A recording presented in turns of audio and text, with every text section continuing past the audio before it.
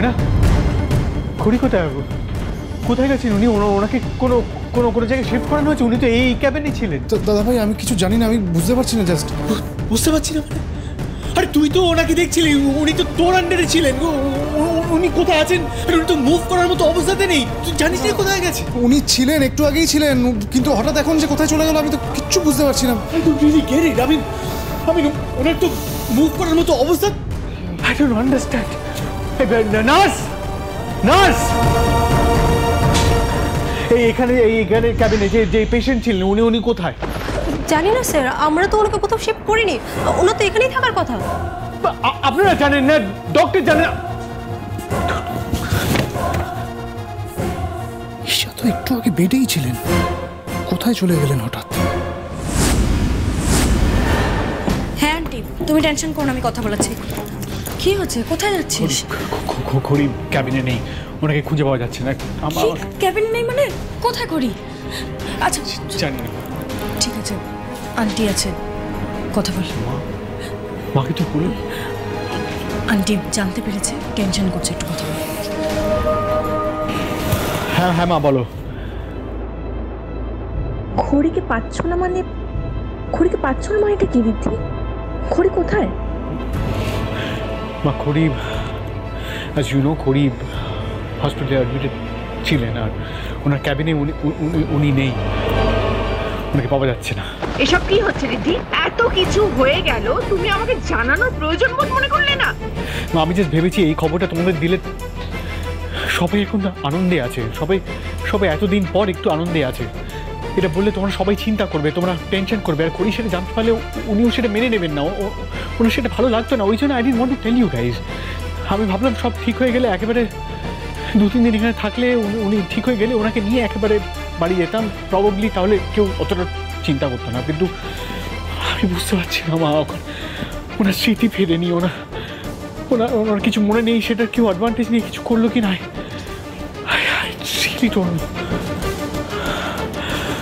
আমি তোমার পরে ফোন করছি। ওনার ক্ষতি হতো আমি দেবো না, আমি ওনাকে খুঁজে বের করবো। কোথায় যাচ্ছিস তুই রিদ্ধি? আচ্ছা হসপিটালের সিসিটিভি ফুটেজ চেক করবো। না মানে আসলে ম্যাডাম,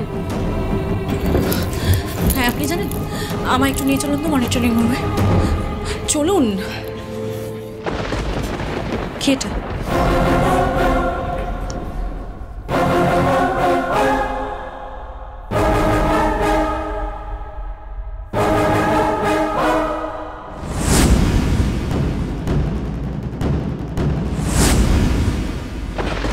রিদ্ধি, রিদ্ধি কোথায় যাচ্ছিস? তুই সিসিটিভি ফুটেজ চেক করেছিস? ওটা দেখলে কিন্তু বোঝা যাবে যে খড়িকে কে নিয়ে গেছে। রিদ্ধি আমার কথাটা শোন, একটু শান্ত হ প্লিজ। কিচ্ছু হয়নি খড়ির, খড়ি ঠিক ফিরে আসবে। আমি বলছি তোকে, শোন দেখ, কাল তো দোল, রঙের উৎসব, ভালোবাসার উৎসব। একটু তোর খড়ির রাধা মাধবের উপর ভরসা রাখ, দেখবি উনি তোর খড়িকে কাল ঠিক ফিরিয়ে আনবে। আর তোর খড়ি ঠিক তুই যেমনটা চাস তেমন ভাবে তোর সামনে এসে দাঁড়াবে। কি বলছিস? আমি কিছু বুঝতে পারছি না। আর খড়ি হঠাৎ? আমি বলছি শোন, খড়ির কিচ্ছু হয়নি, খড়ি ফিরে আসবে, কারণ খড়ি ম্যাজিক জানে। কাল খড়ি কিছু না কিছু একটা মিরাকেল ঠিক ঘটাবে।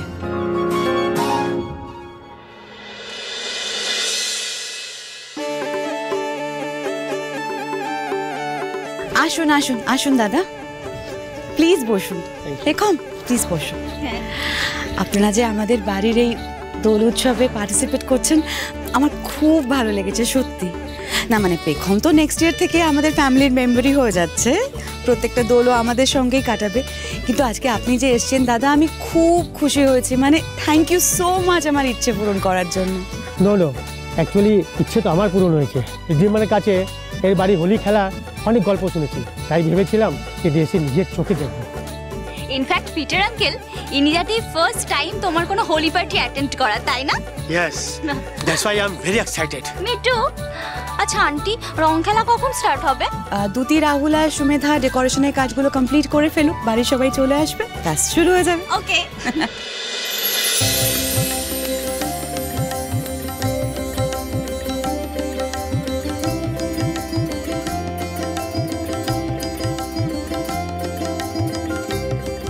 সুমেধা, ডেকোরেটার্সকে বলো এই পিছন দিকটা আরেকবার করে সাজাতে।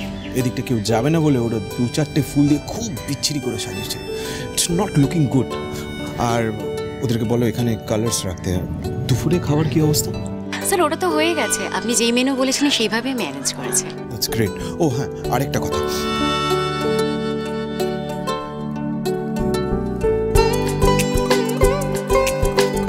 শুধুমাত্র মাম্মাম বায়না করলো বলে রাহুল এই বছর হোলির দিনে ওর বন্ধুদের সাথে পার্টি করতে না গিয়ে বাড়িতেই রয়ে গেল। দেখেও ভাল লাগছে, হোলির আয়োজন করছে, কুণালের সাথে বনির মিল করানোর প্ল্যানটা অ্যাক্টিভলি পার্টিসিপেট করছে। বিশ্বাস হচ্ছে না এটা সেই পুরনো রাহুল। হয়তো এতদিনে ছেলে হিসেবে, বাবা হিসেবে নিজের কর্তব্যগুলোও বুঝতে শিখেছে একটু একটু করে। আর আমার বিশ্বাস আমার ভালোবাসার জোরে একদিন আমি আর রিমঝিম আমার রাহুলকে অল্প অল্প করে ঠিক সংসারে ফেরাতে পারবো। আরে এদিকে ওদিকে কি দেখছিস? দাদা আপনি বুঝতে পারছেন না, ও বোধহয় কুণালকে খুঁজছে, তাই না? ওয়েট করো, আমি ডেকে দিচ্ছি। কুণাল, কুণাল বাবা, কুণাল। উনি যে কথাটা আজকে সবার সামনে বলেছেন, সে কথাটা ওনার মায়ের সামনে, বাড়ির সবার সামনে বলতে পারবেন? দরকার পড়লে সবার বিরুদ্ধে গিয়ে আমাকে বিয়ে করে শাশুমার সামনে দাঁড়ান, পারবেন করতে? প্লিজ ঠাকুর হেল্প মি। আমি যে কি করবো কিচ্ছু বুঝতে পারছি না। কি করে আমি আজ মা বা বাড়ির সবার সামনে কথাটা বলবো? বনিকে ভালোবাসি কথাটা শুনলেই তো মা কুরুক্ষেত্র বাঁধিয়ে দেবে, প্রচন্ড অশান্তি করবে। তখন কি করে আমি সবটা সামাল দেবো? কুণাল, আজকে আমার এত বড় একটা পরীক্ষা, ঠিক এই কঠিন সময়ে খড়ি বা দাবাই দুজনেই নেই। কোথায় যে গেল ওরা? অন্তত খড়ি যদি থাকতো তাহলে একটা না একটা উপায় ঠিক বলতে পারতো আমাকে। আরে কুণাল, কোথায় যে যায় না ছেলেটা? কুণাল,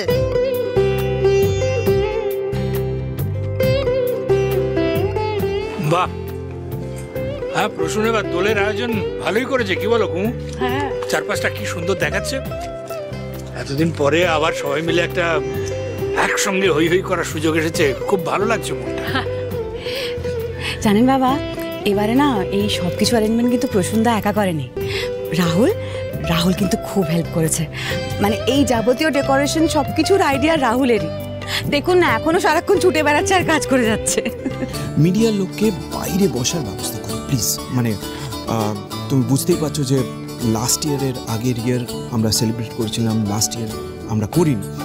তো ওদের তো একটা ইন্টারেস্ট আছেই যে আমরা কিভাবে দোল সেলিব্রেট করছি সেটা জানা।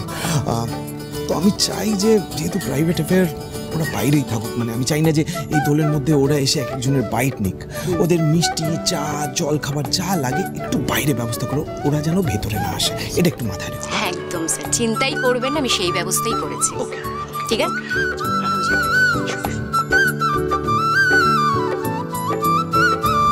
গুবলো, রিমঝিম, এদিকে এসো, এদিকে এসো, এদিকে এসো।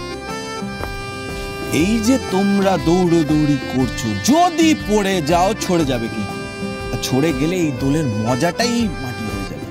আনন্দ করো, আনন্দ করো, কিন্তু পড়ে যেও।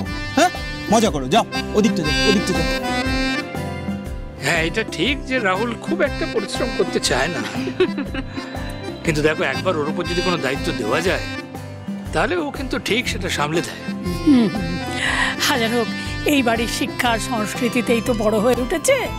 হ্যাঁ, মাঝে মধ্যে একটু ভুল ত্রুটি করে ফেলে, কিন্তু তবু সবটুকু ভালো ওর মধ্যে থেকে চলে যায়নি গো।